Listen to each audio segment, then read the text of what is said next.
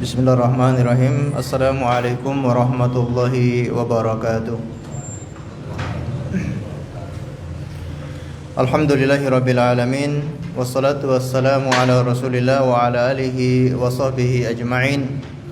Allahumma 'allimna ma yanfa'una wanfa'na bima 'allamtana wa zidna 'ilman ya rabbana wa aslih lana sya'nana kullaha wa la takilna ila anfusina tarfata 'ain.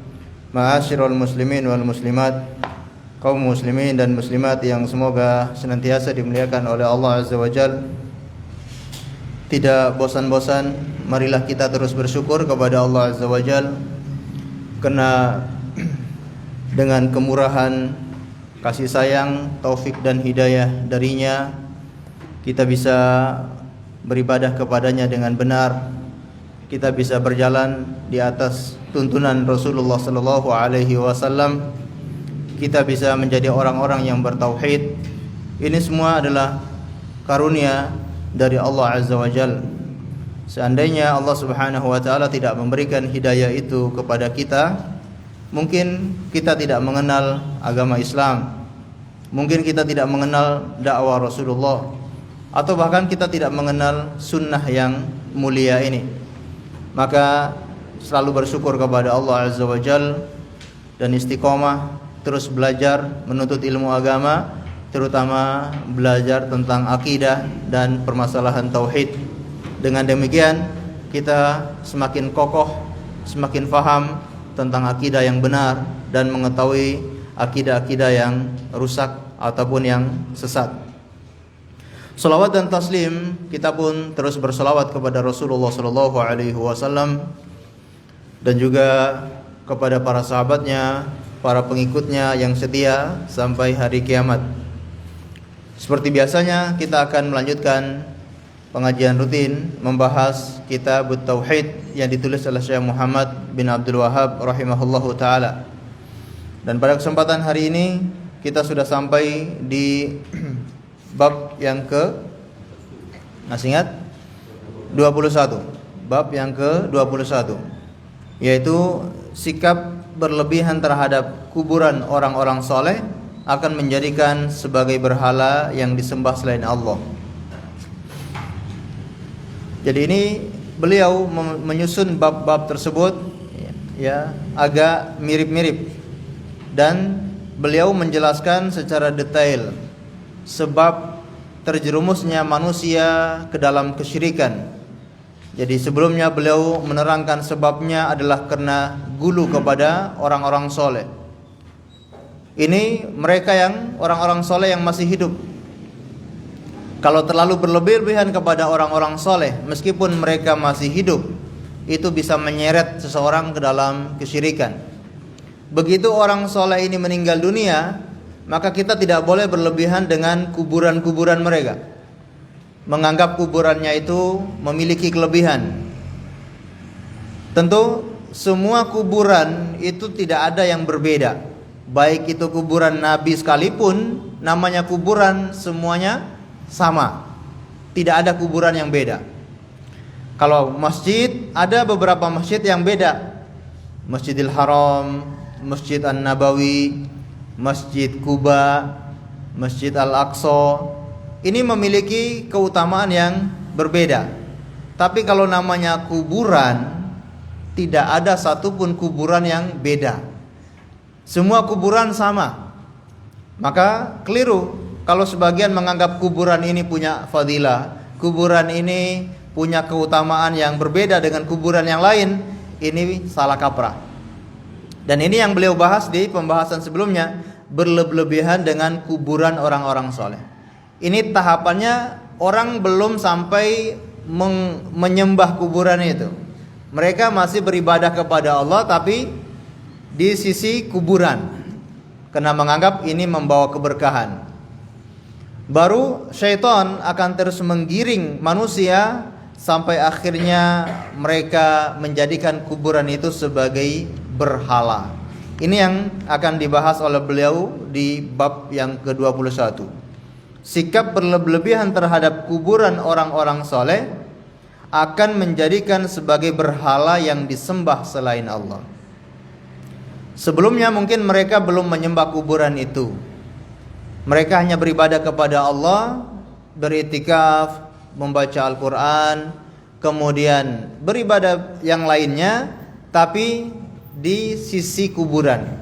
Awalnya baru seperti itu, tapi tanpa disadari semakin lama menjadikan mereka atau menjadikan kuburan itu berhala. Dan ini yang terjadi. Kebanyakan manusia telah menjadikan kuburan-kuburan tersebut menjadi berhala. Baik, jadi berhala, menjadikan kuburan sebagai berhala ini ada dua macam. Yang pertama dalam rangka untuk wasilah. Kalau ini pembahasan yang kita bahas sebelumnya, menjadikan kuburan orang-orang soleh ini hanya sebagai wasilah. Beribadah kepada Allah, wasilahnya apa? Wasilahnya kuburan orang soleh. Yang kedua, berlebihan terhadap kuburan, yaitu menjadikannya sebagai wathan, sebagai berhala.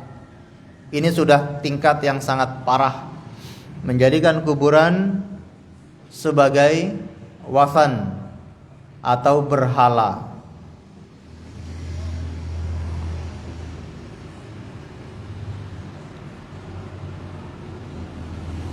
Jadi berhala itu tidak hanya bentuknya sebagai patung.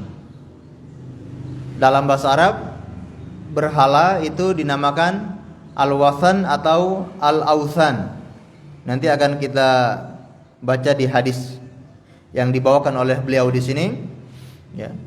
Wathan itu artinya berhala. Berbeda dengan kalimat sonamun. Apa sonamun? Pernah dengar sonam? Hah? Arca, patung. Sonamun itu patung, ya. Jadi kalau wathan itu berhala. Berhala berbeda dengan patung. Berhala itu apa? Semua yang dikeramatkan, semua yang disembah selain Allah dari benda-benda ini, apakah pohon, apakah matahari, apakah batu-batu, apakah jin yang hidup maupun yang mati, ini namanya berhala, wathanan. Kalau sonamun berarti patung. Jadi ada anak-anak santri yang sering memplesetkan kalimat ayo kita sonaman. Sonaman buat beli nasi goreng. Apa artinya? Patungan, ya. Mari kita sonaman beli nasi goreng, ya. Patungan. Ini salah, ya. Baik. Langsung saja mari kita coba baca apa yang dibawakan oleh beliau di sini. Minta tolong, mohon dibacakan. Imam Malik meriwayatkan dalam Al-Muwatta bahwa Rasulullah SAW bersabda, Allahumma la taj'al qabri wathanan yu'badu ishtadda ghadabullahi ala qaumin ittakhadhu qubura anbiya'ihim masajida. Artinya, ya Allah, janganlah Engkau jadikan kuburanku sebagai berhala yang disembah. Allah sangat murka kepada orang-orang yang menjadikan kuburan nabi-nabi mereka sebagai tempat ibadah. Naam, barakallahu fiik. Imam Malik meriwayatkan dalam kitabnya Al-Muwatta bahwa Rasulullah sallallahu alaihi wasallam bersabda, Allahumma la taj'al qabri wathanan yu'bad. Ini beliau berdoa kepada Allah, ya Allah, jangan Engkau jadikan kuburanku sebagai berhala yang disembah. Istadda ghadabullahi ala qaumin ittakhadhu qubur anbiya'ihim masajida. Sangat besar kemurkaan Allah kepada suatu kaum yang menjadikan kuburan para nabi mereka sebagai tempat untuk ibadah. Kita mungkin pernah membahas di pertemuan sebelumnya. Kalimat ini beliau ucapkan kapan? Sebelum beliau wafat, ya.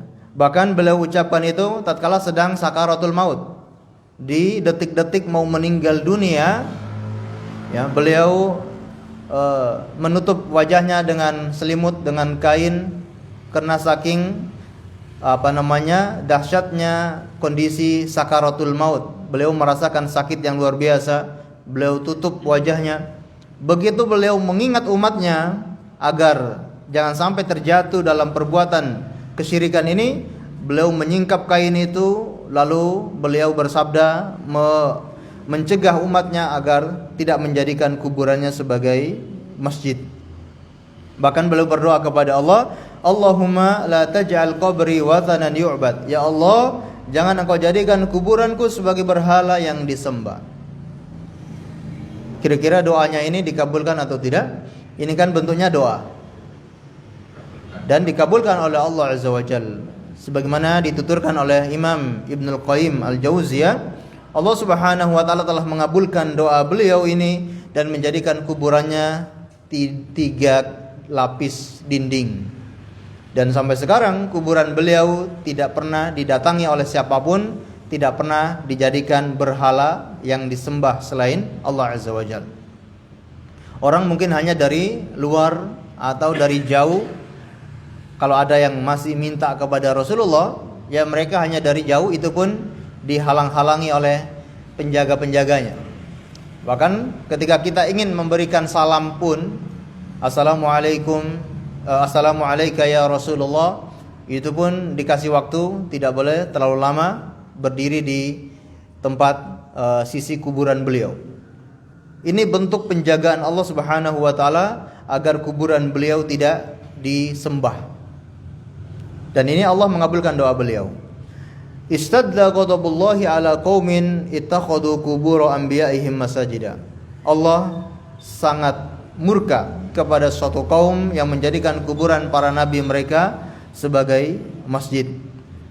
Dan tentunya mereka-mereka inilah orang-orang kafir dari kalangan Yahudi dan Nasara. Sebagaimana Allah sangat murka kepada mereka, ghairil maghdubi alaihim waladhdallin, ya, bukan jalan orang-orang yang engkau murkai, dan juga bukan jalan orang-orang yang engkau sesatkan. Allah murka kepada Yahudi dan Nasara. Di antara sebabnya juga karena mereka menjadikan kuburan nabi-nabi mereka sebagai masjid. Dan dari hadis ini bisa kita tarik kesimpulan bahwa keimanan, keyakinan akidah Ahlus Sunnah wal Jamaah meyakini sifat Allah, yaitu ghadab, sifat marah. Karena sebagian kelompok kaum muslimin, mereka tidak meyakini Allah itu punya sifat marah. Allah tidak punya sifat cinta, Allah tidak punya sifat marah, Allah tidak punya sifat benci. Ini sebagian keyakinan dan termasuk Asy'ariyah.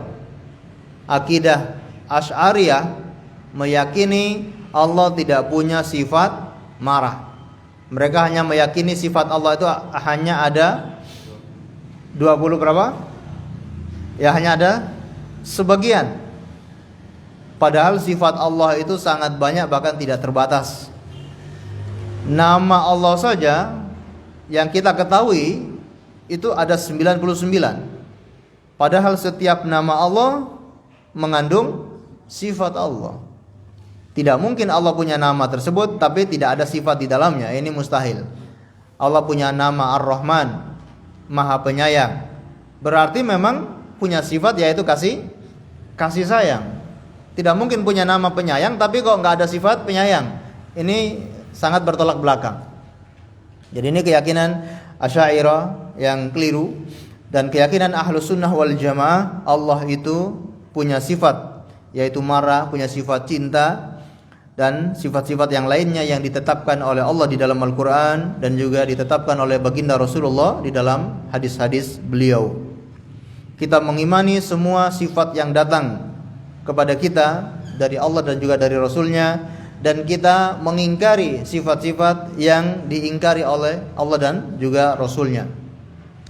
Adapun yang tidak disifati atau tidak diingkari, maka di sini kita tidak boleh menetapkan atau tidak boleh mengingkari.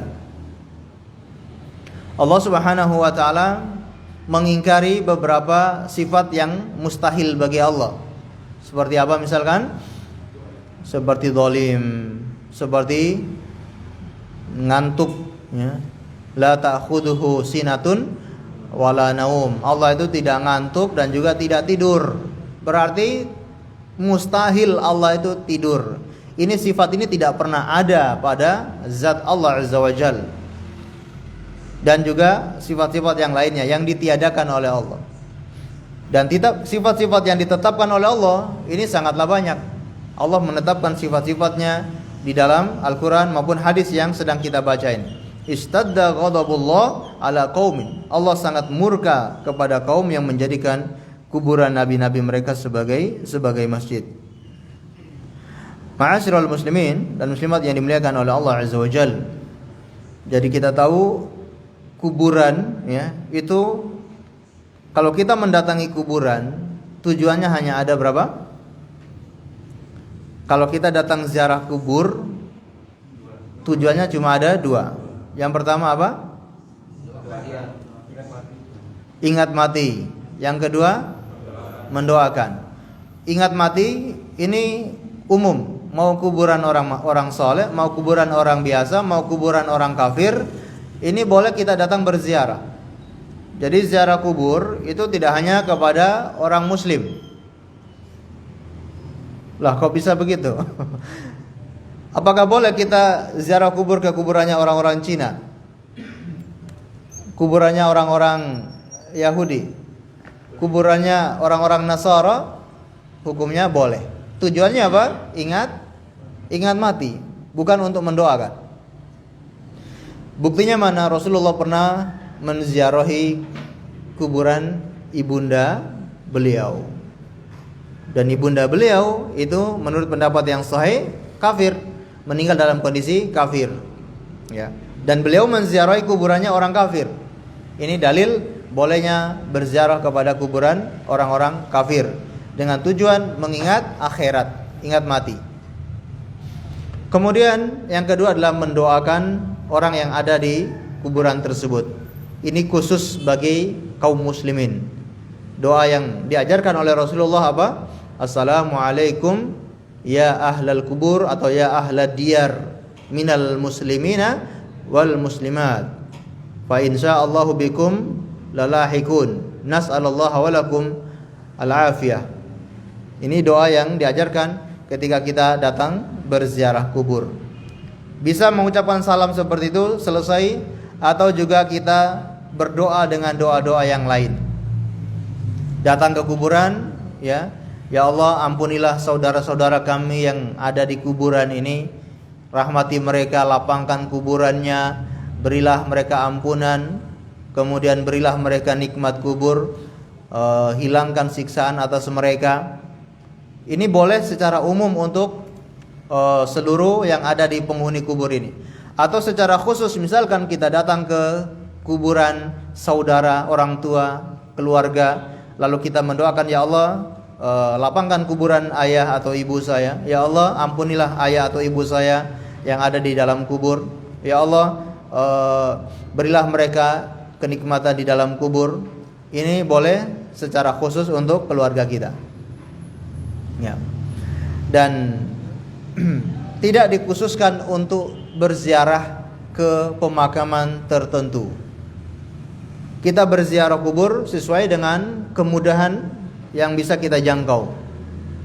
La tasuddur rihala illa ala ihda thalathati masajid. Tidak boleh melakukan perjalanan jauh kecuali hanya untuk 3 masjid. Tapi kalau melakukan perjalanan jauh untuk ziarah kubur, ini hukumnya haram, tidak diperbolehkan dalam agama Islam. Safar dari Malang ke Surabaya untuk ziarah kubur misalkan, ini tidak boleh. Untuk mengunjungi sebuah masjid dengan anggapan masjid ini punya kekhususan, ini juga tidak boleh. Apalagi kuburan, yang mana kita sebutkan tadi kuburan itu sama. Bahkan kalau ada yang berangkat ke kota Nabi, berangkat ke Madinah untuk ziarah kuburan Nabi, ini juga tidak boleh. Mau kemana? Mau ke Madinah. Ngapain? Mau ziarah kubur. Wah, ini nggak boleh. Kecuali kalau mau kemana? Mau ke Madinah. Ngapain? Mau mengunjungi masjid Rasulullah. Boleh atau tidak? Boleh. Tapi ketika sudah berada di dalam masjid atau ketika berada di Masjid Nabawi, kita pengen sekalian ziarah kuburan Rasulullah. Boleh atau tidak? Ini boleh. Ya. Tapi kalau tujuan utamanya semata-mata ke sana untuk ziarah kubur, hukumnya tidak boleh. Ya. Karena ini semua yang harus dicegah agar manusia tidak menjadikan kuburan sebagai masjid atau tidak berlebihan terhadap kuburan-kuburan tersebut. Karena kita tahu orang-orang soleh ini dampaknya paling kuat menjerumuskan manusia ke dalam kesyirikan. Berbeda dengan patung, berbeda dengan patung bukan dari manusia, dari pohon, kemudian dari batu-batu besar atau tempat-tempat keramat. Ini dampak menjerumuskan manusia itu kecil. Tapi kalau orang soleh itu dampaknya sangat besar. Kita tahu sebab kekufuran umatnya Nabi Nuh alaihi salam itu kena orang-orang soleh. Terlalu berlebihan mengagungkan orang soleh, akhirnya membuat mereka syirik kepada Allah. Dan itu yang terjadi. Jarang orang mengagungkan pohon yang berlebihan. Jarang orang mengagungkan batu-batu besar yang berlebihan. Tapi kalau kepada orang-orang soleh, itu diagung-agungkan. Sejak masih hidup sudah diagung-agungkan. Begitu menghadap kepada orang soleh ini, mungkin jarak 10 meter ataupun jarak jauh, mereka sudah tunduk, sudah ruku, berjalannya dengan merangkak dan seterusnya. Ini berlebihan yang akan menjerumuskan manusia ke dalam kesyirikan.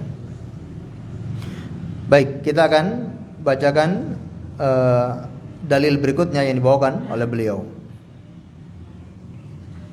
Diriwayatkan oleh Ibnu Jarir dengan sanadnya dari Sufyan dari Mansur bahwa berkenaan dengan ayat Afara'aitumul Lata wal Uzza, artinya terangkanlah kepadaku wahai kaum musyrikin tentang berhala yang kamu anggap sebagai anak perempuan Allah, Al-Lata dan Al-Uzza. Surat An-Najm ayat 19.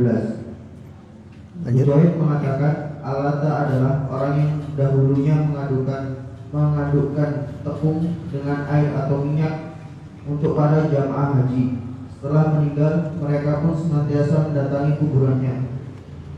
Demikian pula tafsir Ibnu Abbas bagaimana dituturkan oleh Abu Jauza. Dia itu pada mulanya adalah orang yang mengadukkan tepung untuk para jamaah haji. Nah, barakallahu fiik. Dalil berikutnya adalah diriwayatkan oleh Ibnu Jarir dengan sanadnya dari Sufyan dari Mansur bahwa berkenaan dengan ayat Afara'aitumul Lata wal Uzza wa Manata Tsalitsatal Ukhra, surat An-Najm ayat 19 sampai ayat 20. Tahukah kalian siapa itu Al-Lata wal Uzza wa Manat? Jadi ada 3 orang yang disebutkan dalam surat An-Najm ini, yaitu Lata wal Uzza dan Manat. Siapa mereka? Tahukah kamu siapa mereka? Al-Lata wal Uzza wa Manat. Kalau bahasa kita ini, mereka ini dewi ya. Mereka ini dewi yang diagungkan oleh orang-orang Arab di zaman jahiliyah. Banatullah, yang mereka anggap sebagai anak perempuannya Allah Azza wa Jal. Disebutkan di sini dari Mujahid mengatakan Al-Lata adalah orang yang dahulunya mengaduk tepung dengan air atau minyak untuk para jamaah haji. Ini pahlawan. Ini dewi memiliki amalan soleh yang luar biasa. Dia membantu jamaah haji, membuatkan roti, membuatkan makanan untuk gratis diberi makan kepada jamaah haji. Ini orang-orang Arab kalau sudah dermawan itu dermawan sekali. Kalau sudah jahat sekali. Jadi jarang orang-orang Arab itu yang abu-abu. Mereka itu kalau baik-baik sekali, kalau jahat sekali, itu saja ya. Termasuk ini, mereka ini kalau sudah baik, dermawannya luar biasa. Berapa biaya yang harus dia keluarkan, berapa tenaga yang harus dia keluarkan untuk memberi makan jamaah haji segitu banyaknya. Ini dia orang soleh. Kemudian disebutkan juga setelah meninggal, mereka pun senantiasa mendatangi kuburannya. Setelah meninggal, kuburannya didatangi. Ini baru didatangin saja, belum sampai dijadikan berhala. Lalu waktu berlalu, kemudian pergantian zaman, pergantian manusia, mereka mulai menyembah berhala-berhala tersebut. Demikian pula tafsir Ibnu Abbas sebagaimana dituturkan oleh Abul Jauza. Dia itu mulanya adalah orang yang mengadukkan tepung untuk para jamaah haji. Kemudian mereka ini orang-orang soleh, dan mereka ini adalah wanita-wanita soleh. Disebutkan Al-Lata. Lata ini diambil dari nama Allah, yaitu Allah. Al-Lata diambil dari nama Allah. Allah itu bentuk mudzakkar, sedangkan Al-Lata ini bentuk muannas. Al-Lata. Jadi Allah dikasih tak marbuto. Kalau mudzakarnya Allah itu ha, ya, Allah itu pakai ha. Nah, ini diganti menjadi tak marbuto. Jadi bukan Allah, tapi menjadi Al-Lata. Baik. Kemudian Al-Uzza diambil dari nama Allah juga, yaitu Al-Aziz. Al-Aziz menjadi Uzza. Kemudian Manat ini diambil dari nama Allah, yaitu Al-Manan. Allah itu punya nama Manan, yaitu Maha Pemberi, Pemberi karunia. Bentuk muannasnya, bentuk perempuannya adalah Manat.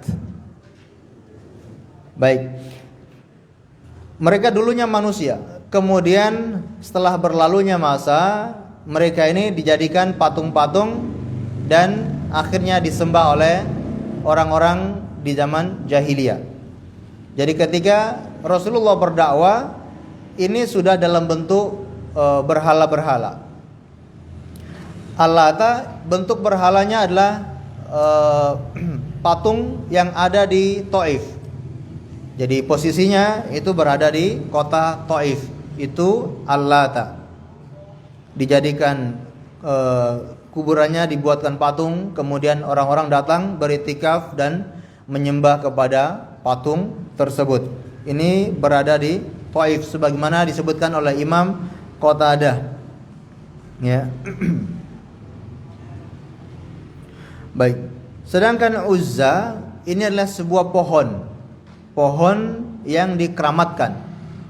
Jadi mereka meyakini pohon itu adalah tempat keberadaan Uzza. Uzza itu keberadaannya di pohon yang berada di antara Mekah dan Taif. Ketika Rasulullah SAW menaklukkan kota Mekah, beliau mengutus Khalid bin Al-Walid untuk menebang pohon tersebut. Ketika Khalid bin Walid datang dan menebang pohon ini, lalu menghancurkan rumah-rumah ibadah sekelilingnya.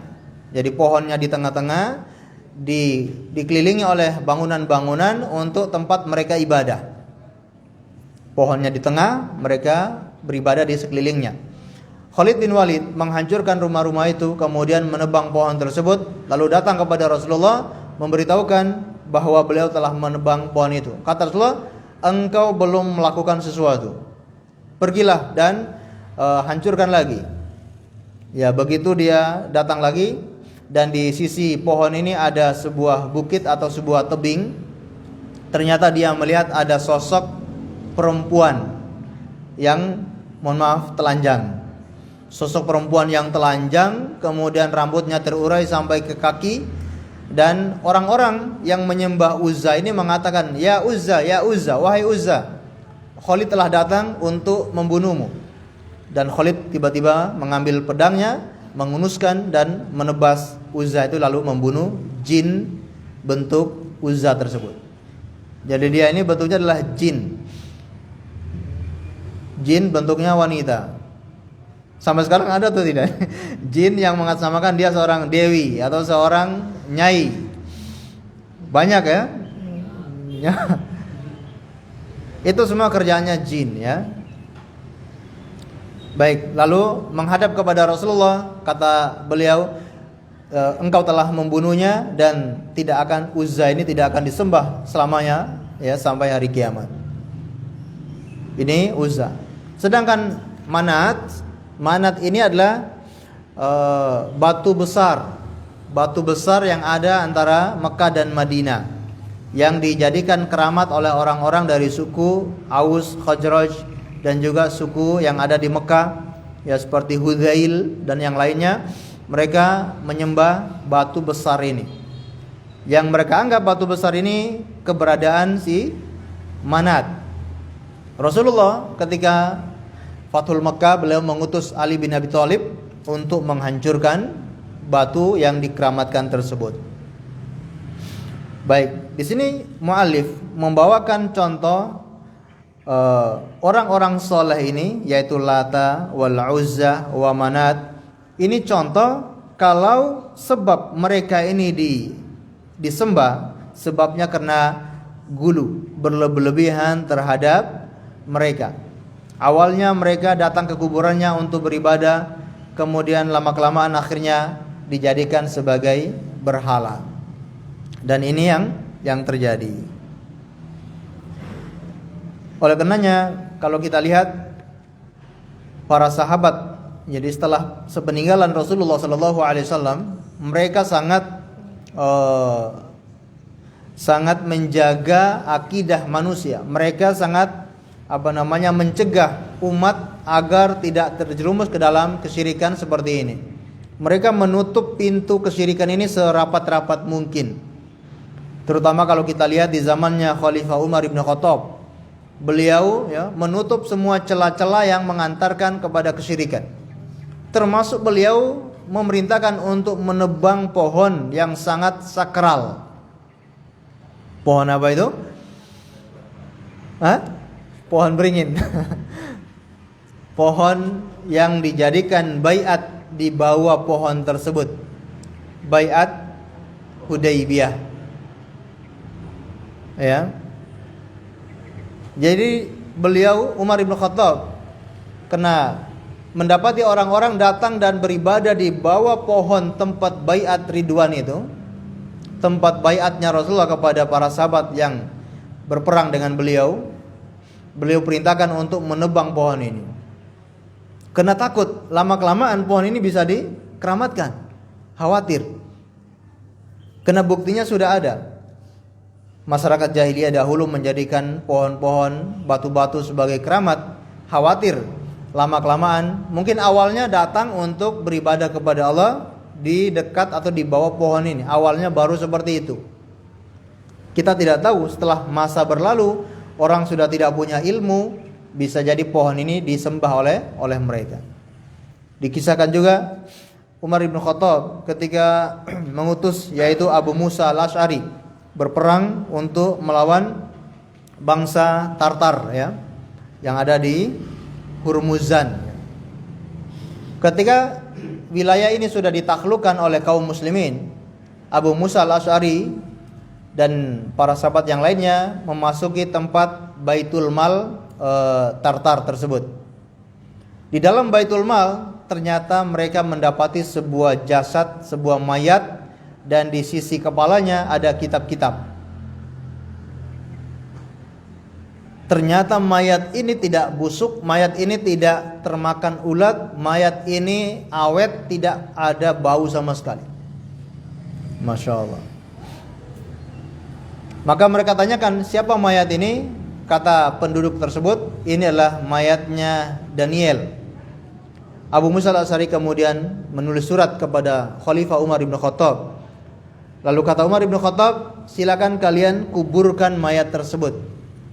Ya, takut dijadikan berhala mayat ini. Karena mayat ini bukan mayat sembarangan. Kata Umar bin Khattab, hadzal an-nabi minal anbiya. Ini adalah nabi dari nabi Allah. Mayat ini bukan mayat sembarangan, tapi ini mayatnya seorang nabi, yaitu Nabi Daniel. Jadi ada Nabi Daniel yang diutus oleh Allah kepada Bani Israel. Mayatnya tidak akan dimakan oleh tanah dan juga tidak hangus oleh udara atau oleh matahari, tidak hangus oleh zaman. Dan lebih ajaibnya, ketika mereka mengalami kekeringan, paceklik dan yang lainnya, mayat ini dikeluarkan ke tanah lapang, maka Allah akan menurunkan hujan. Ini luar biasa ya mayat ini. Umar bin Khattab langsung perintahkan mereka untuk kuburkan mayat itu dan gali 13 lubang. Jangan cuma satu lubang, gali 13 lubang di tempat yang berbeda-beda. Lalu mereka kuburkan di malam hari dengan sembunyi-sembunyi dan diratakan dengan tanah. Orang-orang tidak tahu di mana kuburan itu berada. Sampai seperti itunya, para sahabat itu tidak mau manusia terjerumus di dalam kesyirikan, menjadikan orang-orang soleh sebagai berhala-berhala yang disembah selain Allah. Jadi ini yang seharusnya kita lakukan, yang seharusnya kita dakwakan di tengah-tengah masyarakat, yaitu mencegah sedemikian rupa agar kaum muslimin jangan terjerumus ke dalam kesyirikan. Jangan malah dikasih akses. Kenyataan kita sekarang berbeda. Kita ini seakan-akan imannya sudah kuat. Para sahabat saja yang imannya sudah sangat kokoh, khawatir terjerumus di dalam kesyirikan, sehingga kuburan-kuburan itu diratakan, kuburan-kuburan, pohon-pohon itu ditebang, takut terjatuh dalam kesyirikan. Padahal iman mereka masih murni, mereka masih dekat dengan masa Rasulullah. Tapi kita ini kok malah ngasih jalan dengan berkeyakinan kami kan datang ke kuburan ini hanya ziarah dan seterusnya. Padahal kita nggak tahu bagaimana banyaknya kaum muslimin yang berbuat kesyirikan di kuburan-kuburan tersebut. Dihias, dikasih lampu, dikasih macam-macam yang mengundang datangnya manusia, dan ujung-ujungnya apa? Cari duit ya. Nah, ini menanggung dosa orang-orang yang datang ke kuburan tersebut. Naudzubillah min dzalik. Baik, kita bacakan dalil yang terakhir. Diriwayatkan dari Ibnu Abbas, ia berkata, "La'ana Rasulullah sallallahu alaihi wasallam zairatil quburi wal muttaqidina 'alaihal masajid was suruja." Artinya, Rasulullah sallallahu alaihi wasallam melaknat kaum wanita yang menziarahi kuburan serta orang-orang yang membuat tempat ibadah dan memberi penerangan lampu di atas kuburan. Hadis riwayat para penulis kitab sunnah. Nah, dalil berikutnya diriwayatkan dari Ibnu Abbas. Ia berkata, la'ana Rasulullah sallallahu alaihi wasallam zairatil kubur wal muttakhidina 'alaihal masajida was suruj. Rasulullah sallallahu alaihi wasallam melaknat zairat, wanita-wanita yang berziarah kubur, wal muttakhidina 'alaiha al masajida, dan orang-orang yang menjadikan kuburan itu sebagai tempat ibadah, was suruj, dan memberikan penerangan terhadap kuburan tersebut. Baik, ini hadis riwayat para penulis kitab Sunan, atau kalau dalam bahasa Arabnya dinamakan rawahu ashabus sunan. Riwayat ashabus sunan. Sunan siapa? Sunan Ampel, Sunan Kalijaga, Sunan. Kira-kira sunan siapa ini? Ya, kalau disebutkan hadis riwayat para penulis kitab Sunan atau ashabus sunan, maksudnya 4 sunan. 4 sunan. Sunan Abu Dawud, Sunan At-Tirmidzi, Sunan Ibnu Majah, Sunan An-Nasa'i. Jadi kalau disebutkan riwayat penulis hadis Sunan, berarti 4 orang ini, 4 buku ini atau 4 orang ini. Sunan Abu Dawud, kalau secara kekuatan kesohihan hadisnya, Abu Dawud tingkatannya lebih sahih daripada sunan yang berikutnya. Urutannya Abu Daud lebih dulu, lebih di atas. Kemudian baru Tirmidzi. Kemudian baru Ibnu Majah. Baru An-Nasai. Maaf, An-Nasai dulu baru Ibnu Majah terakhir. Nah.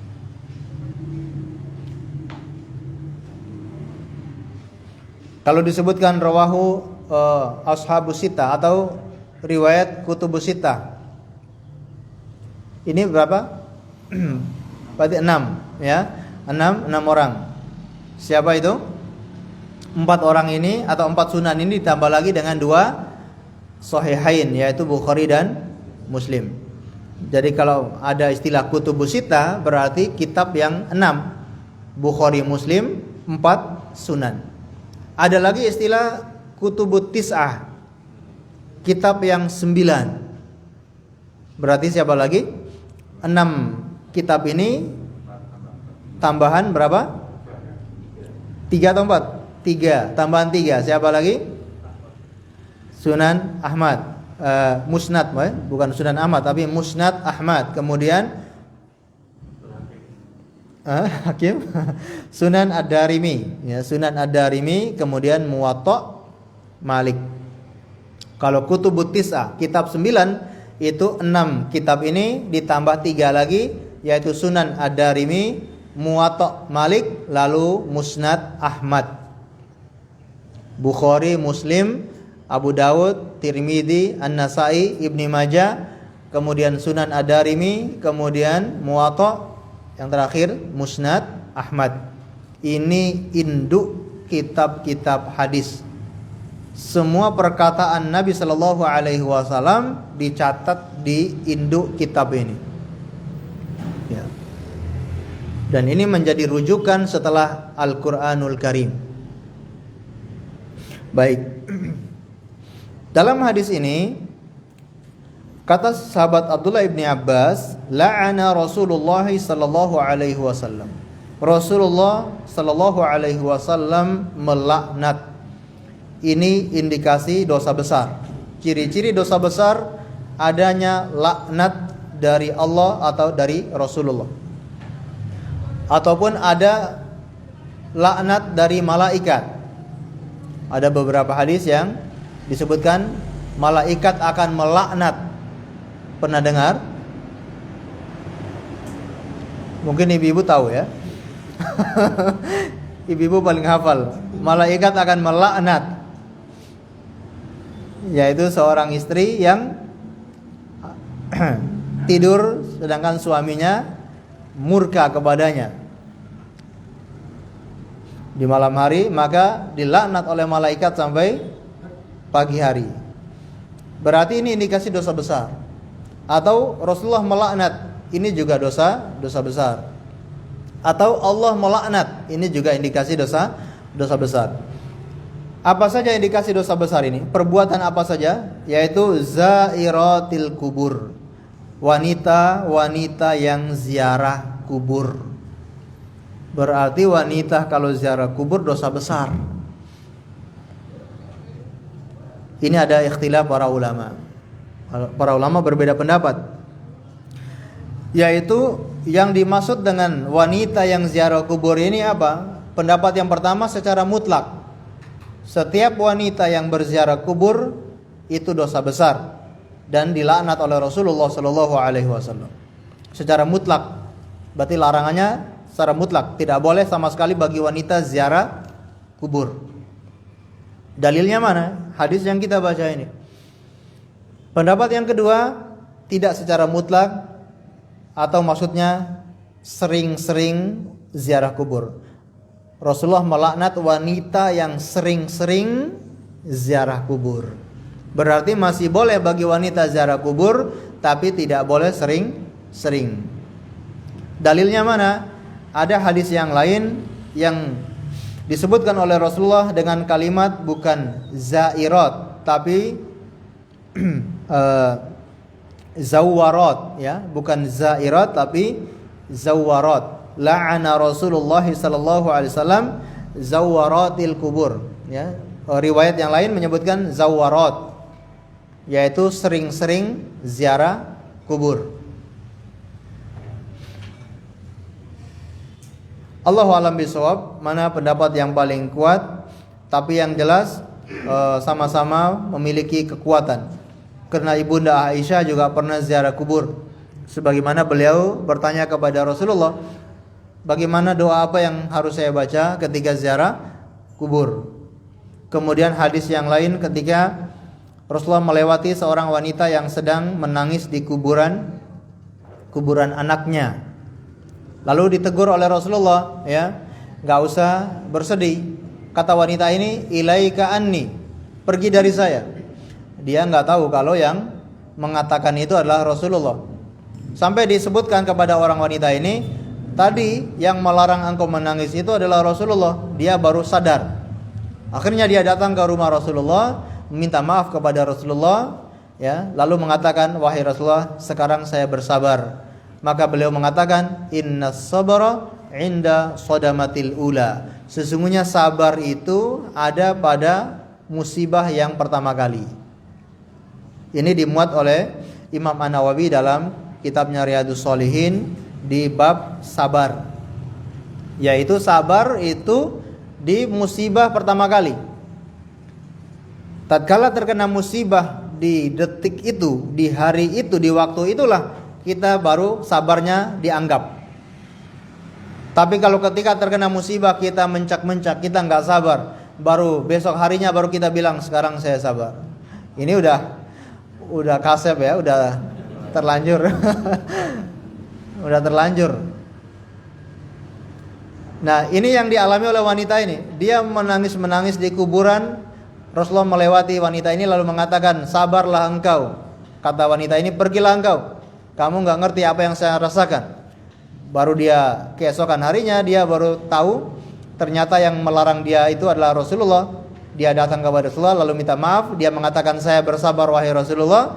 Beliau mengatakan, sesungguhnya sabar itu adalah ketika terkena musibah pertama kali. Nah, ini menjadi dalil bolehnya wanita untuk berziarah kubur. Kemudian juga Rasulullah ketika memerintahkan kita untuk ziarah kubur. Zuru al-kubur fa innahu tudzakirukumul akhirah. Ziarahlah kalian kuburan. Berziarah kuburlah kalian. Perintah ini itu tidak khusus laki-laki, tapi perintah ini berlaku untuk semua umat Nabi Muhammad. Laki-laki maupun perempuan terkena perintah Rasulullah ini. Jadi wanita juga masuk dalam perintah ini, disuruh ziarah kubur. Karena wanita juga ingin mendapatkan keutamaan ziarah kubur, yaitu mengingatkan tentang akhirat.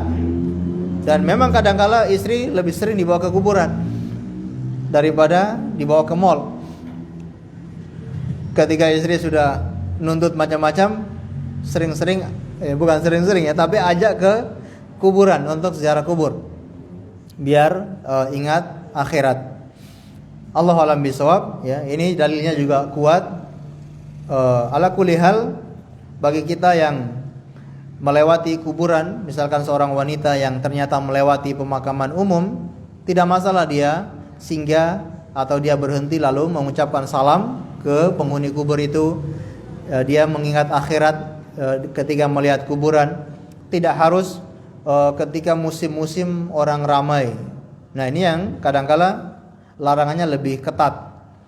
Musim orang sedang ramai berziarah kubur. Padahal ziarah kubur itu nggak ada musimnya ya. Tapi di tempat kita, di negara kita ada musim-musim tertentu orang ramai berziarah kubur. Nah, ini bagi wanita tentunya hindari.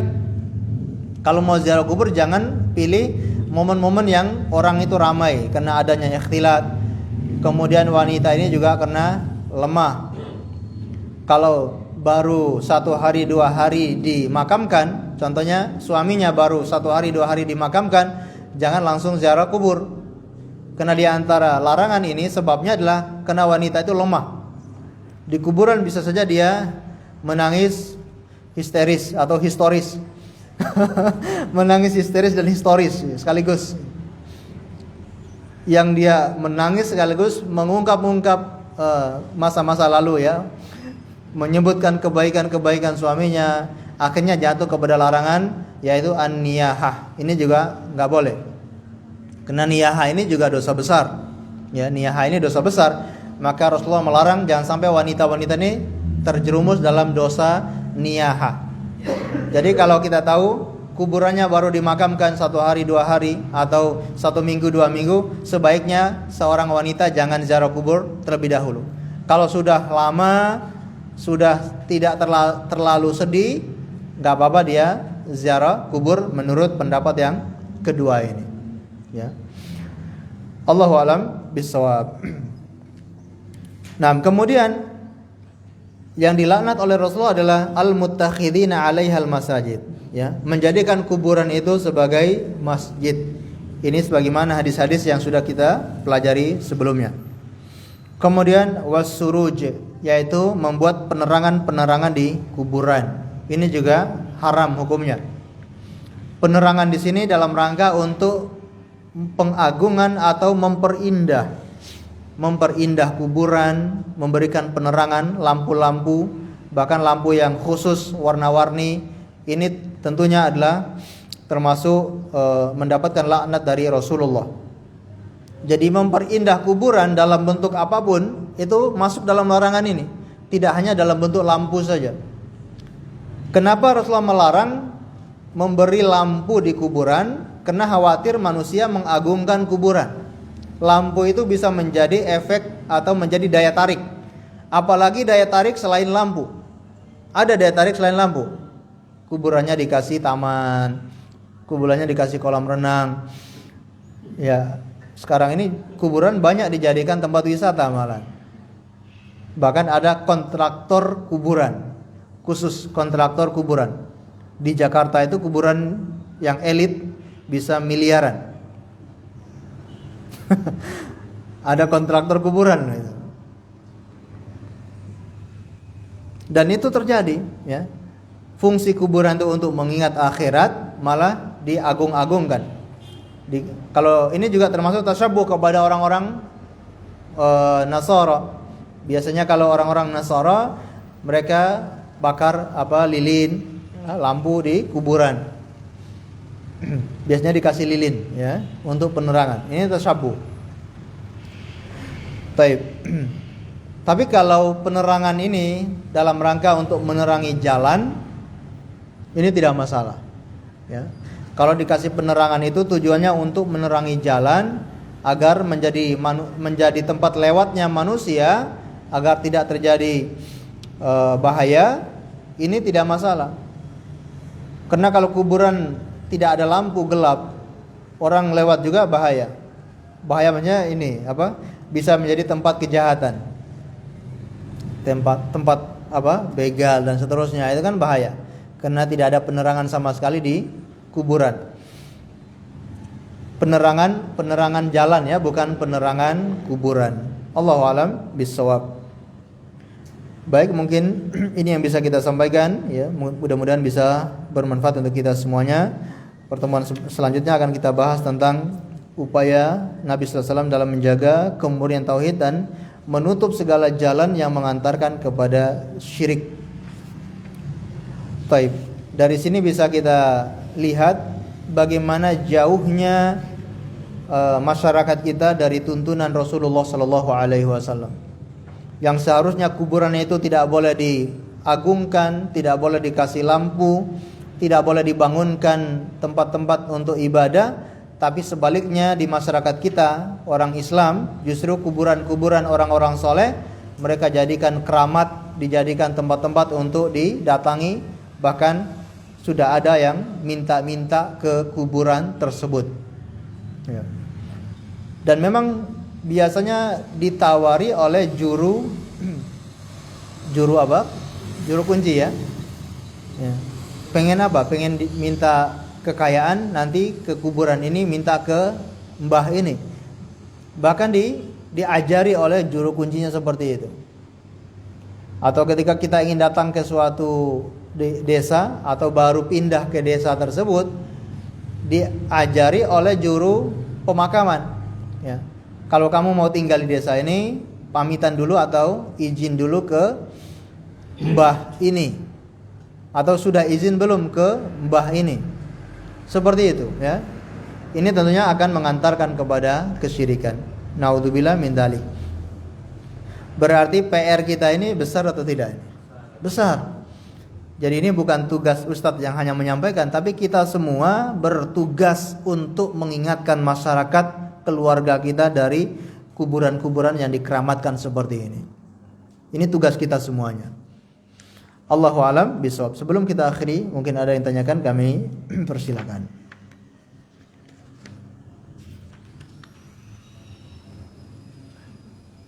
Monggo.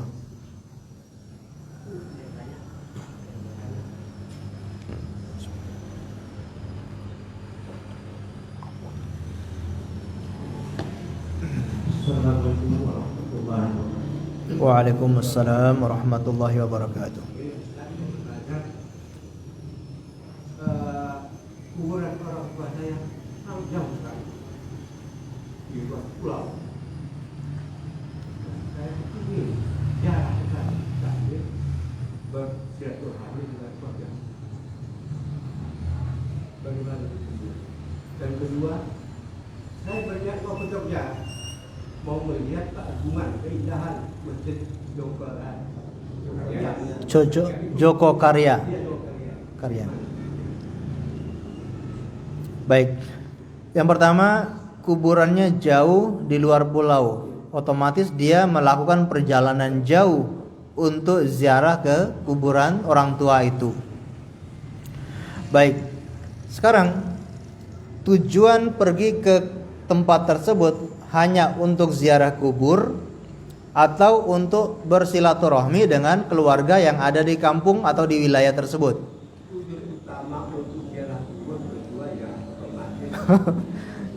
Justru sebaliknya ya. Tujuan utamanya ziarah kubur. Tujuan keduanya bersilaturahmi. Ya. Nah, ini yang perlu dirubah ya. Tujuan utamanya bersilaturahmi. Masya Allah, pahalanya besar sekali. Ketika kita bersilaturahmi ke saudara, keluarga yang apalagi jauh, harus butuh ongkos untuk ke sana, pahalanya luar biasa besar. Bahkan panjang umur. Kalau kita sering bersilaturahmi, rezekinya lancar. Jadi niatkan tujuan kita datang itu untuk bersilaturahmi. Bersilaturahmi kepada yang hidup. Ini dulu. Ya, bersilaturahmi kepada yang hidup. Jadi yang dinamakan bersilaturahmi itu kepada yang hidup. Kalau kepada yang mati tidak dinamakan bersilaturahmi. Ya. Maka niatkan tujuan ke sana untuk bersilaturahmi. Begitu sudah sampai di sana, sekaligus berziarah ke makam orang tua. Ini baru benar. Tapi kalau tujuan utamanya ziarah kubur, lalu kemudian tujuan keduanya bersilaturahmi, ini salah. Karena termasuk larangan dari Rasulullah SAW, yaitu apa? Tidak boleh melakukan perjalanan jauh kecuali untuk mengunjungi. Namanya ziarah itu adalah mengunjungi. Tidak boleh berziarah ke tempat yang jauh kecuali ketiga tempat ini. Baik, maka kuburan termasuk larangan tersebut. Tidak boleh diziarahi dengan melakukan perjalanan yang sangat jauh. Baik, jadi ini yang pertama ya. Jadi tidak boleh dirubah tujuannya ya. Sebagaimana contoh tadi, kita datang ke Masjid Nabawi sekaligus kalau sudah sampai di sana ziarah ke kuburan Rasulullah sallallahu alaihi wasallam. Kemudian yang kedua, apa tadi? Mengunjungi masjid. Baik, karena studi banding ya. Kalau untuk studi banding, lihat gimana konstruksi arsiteknya dan seterusnya, ini nggak masalah ya. Kesana dalam rangka untuk melihat studi banding, baik pembangunannya, konstruksinya, kemudian pengelolaannya. Kalau dalam rangka untuk itu tidak masalah. Tapi kalau dalam rangka untuk wisata, masjid itu bukan tempat wisata. Masjid itu bukan tempat wisata. Masjid itu tempat untuk ibadah. Maka tidak boleh kita melakukan perjalanan jauh dengan tujuan untuk berwisata. Ya. Tapi kalau wisatanya itu tidak di masjid, wisatanya mungkin di dekat dengan masjid, kita tujuan berwisata ke sana sekaligus nanti mengunjungi atau sholat di masjid tersebut. Kalau seperti ini boleh. Tapi sekarang ini kadang masjid dibangun dengan sebagus mungkin, seunik mungkin, tujuannya untuk tempat wisata. Ini keliru. Tujuan pembangunan masjid untuk ibadah, untuk berzikir, untuk meninggikan nama Allah Subhanahu wa taala. Itu tujuan pembangunan masjid. Kalau tujuannya untuk berwisata, ini keliru. Ya, banyak yang bangun kubahnya berapa 1000 kubah misalkan. Atau kubahnya macam-macam untuk orang berkunjung ke sana. Ini tidak boleh. Dikhawatirkan terkena larangan dari Rasulullah sallallahu alaihi wasallam. Nah. Amun nggih? Nggih. Mungkin ada yang lain?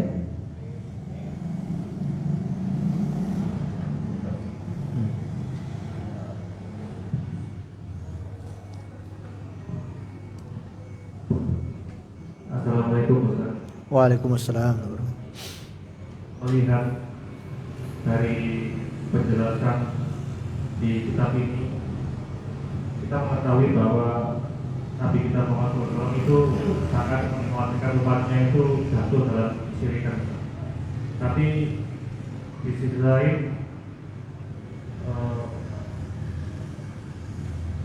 banyak orang mungkin dari kalangan pendakwah atau kiai atau terus balik itu umumnya di masjid-masjid kaum muslimin itu jarang membahas hal ini, yang mungkin menjadi sebab masyarakat itu umumnya nggak ngerti tentang tauhid dan syirik.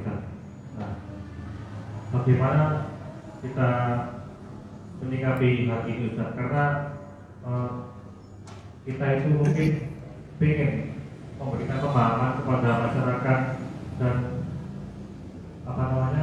para pendakwah ini yang menyebabkan di dalam Islam ini untuk memahamkan bahwa masalah syirik atau ini masalah yang sangat penting dan nomor satu, Ustaz. Karena kita tahu sendiri kan fakta di lapangan itu umumnya di pengajian di masjid-masjid kaum muslimin itu rata-rata itu jarang membahas hal ini. Mungkin mereka membahas tentang fikih, tentang